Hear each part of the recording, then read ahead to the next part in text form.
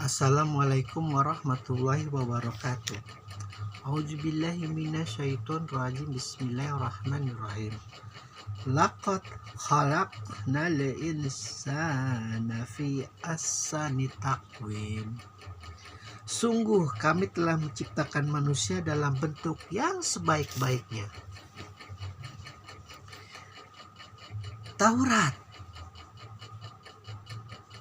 Dimulai dari Jabur lah.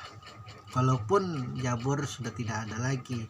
Jabur, Taurat, Injil, Al-Quran memiliki nilai yang sama dalam merefleksikan manusia, yaitu bahwa manusia itu dalam bentuk yang paling sempurna, dalam bentuk penciptaan yang sebaik-baiknya.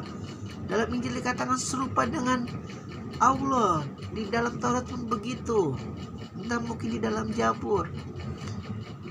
Ada satu kesamaan agama langit ini, agama fitrah ini. Makanya ketika kaum rabi, kaum pendeta dari Bani Israel, dari Bani Nasrani pun begitu, dari kaum Majusi, ketika mendengar ayat-ayat Al-Quran kok sama ya. Makanya liciknya Abu Jahal, Abu Lahab, Abu Sufyan, Abu Gosok lain itu memfitnah Rasulullah. Itu Rasulullah sebenarnya belajar Injil itu dari budaknya itu yang orang Kristen. Pas begitu dicek, ternyata bahasanya berbeda dengan bahasa Rasulullah. Budak itu walaupun dia beragama Kristen tidak paham dengan bahasa Arab, apalagi bahasa Arabnya kaum bangsawan, kaum ningrat, seperti pembesar-pembesar bani-bani yang ada di pada saat itu, yaitu Bani Hashim. Jadi ada lagi pengarang-pengarang orientalis, ibaratnya kalau di dalam zaman modern sama begitu juga, mengatakan saya sendiri seperti orang geli ketika Rasulullah berdagang, dia berjumpa dengan pendeta lalu belajar tentang Injil. Ya bebas-bebas saja, entah dia dapat dari mana, wallahu alam. Karena begini ya, kita tidak bisa menisbahkan sejarah itu murni 100% karena kita memiliki kelemahan. Manusia itu paling gampang lupa dan paling gampang lalai dalam mengingat sesuatu, sehingga sejarah apalagi zaman dulu tidak ada semacam seperti ini bisa direkam. Maka beruntung ini kita mempunyai teknologi seperti merekam-rekam ini, sehingga walaupun tersebarnya hoax segala macam, sehingga kebenaran yang paling benar itu bisa direkam walaupun kebenarannya tidak 100% benar. Walaupun hanya 90% itu juga lumayan. Jadi entah dia dapat sejarah dari mana, mengatakan bahwa Muhammad itu belajar Injil dari.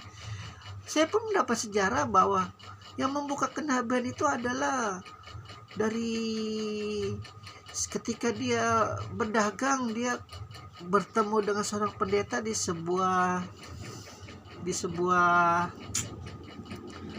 gereja, dan pendeta itu berkata kepada Abu Talib, Abu Talib atau siapa pokoknya yang menemani Rasulullah pada saat itu, tolong jaga ini anak ya, kelak dia akan menjadi nabi terakhir, nabi akan menerangi umat alam semesta, karena dia melihat punggung Rasulullah itu bersinar begitu. Jadi tarik hal ini, jangan kita terlalu bertaklid kepada suatu mazhab sehingga itu palsu, itu haram, itu kalau kita percaya itu kita masuk neraka. Jangan, nikmatin saja. Benar syukur, nggak benar itu urusan Allah, bukan urusan kita. Yang menyebarkan kebohongan akan mendapat azab ya. Yang kita menerima dengan lapang dada, ikhlas hanya kepada Allah, kebenaran itu ya kita juga mendapat pahala. Jadi urusan benar dan tidak benar itu urusan Allah.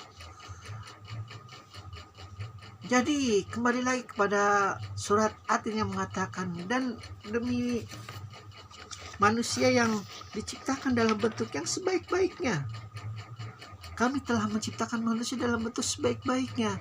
Dan memang mulai proses penciptaan Adam itu luar biasa.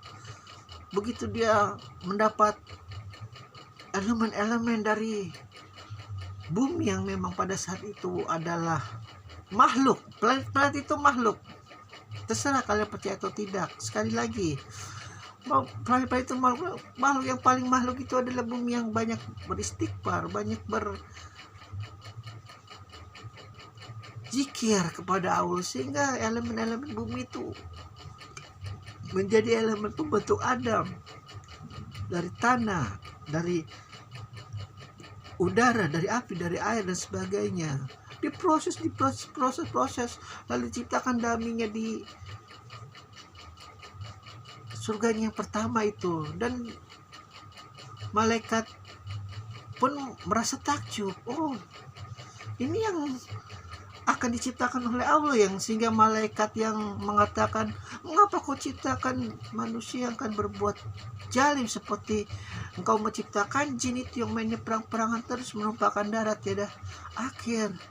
Oh, dia tidak tahu kalau jin memang diciptakan dari api, sehingga gemarnya bermain, gemarnya menumpahkan darah, gemarnya tergesa-gesa seperti iblis, sehingga tidak bisa menilai hal-hal yang tidak bisa mengerem. Kita ini tanah itu sabar, tanah diapain aja menerima, dia tidak bisa apa-apa. Tapi ketika dia disakiti, dia dijalimi dengan segala macam bentuk pembangunan yang tidak sesuai analisa dampak lingkungan, maka tanah itu ya mau gimana lagi, kesabarannya ada batasnya, sehingga terjadi longsor, tadi bencana, terjadi tsunami dan sebagainya.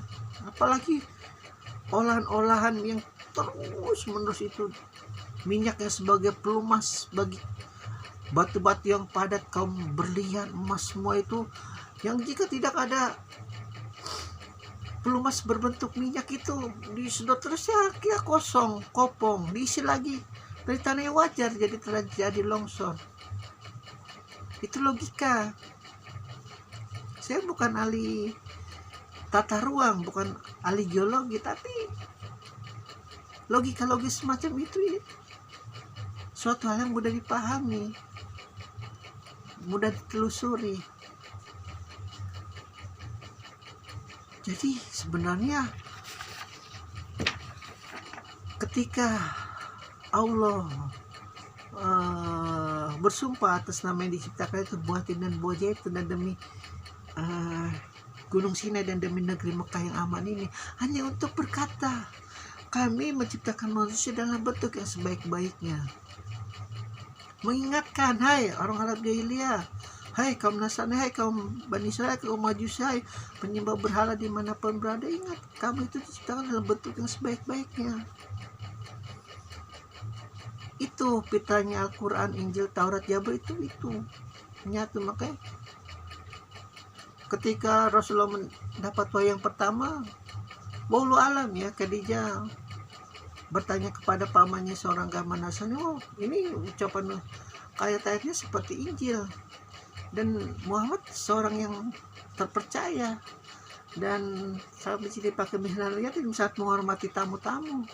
Berbeda dengan kaum Arab jahiliyah, udah biarkan saja, nggak mungkin lah dia kesurupan itu, masuk jin dan segala macam yang dipitnah-pitnah oleh, kalau nggak salah kakaknya itu wakil ya, Wakail atau siapa itu, begitu. Makanya Khadijah karena memang melihat sinar Muhammad yang luar biasa saleh, yang luar biasa jujur, yang sama sekali tidak melirik itu yang namanya berhala.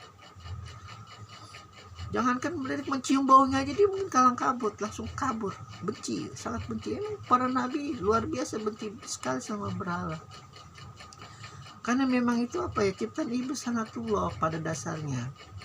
Tapi kembali ingat, saya berkata ini bukan berarti mengkafir-kafirkan hal yang tidak Islam.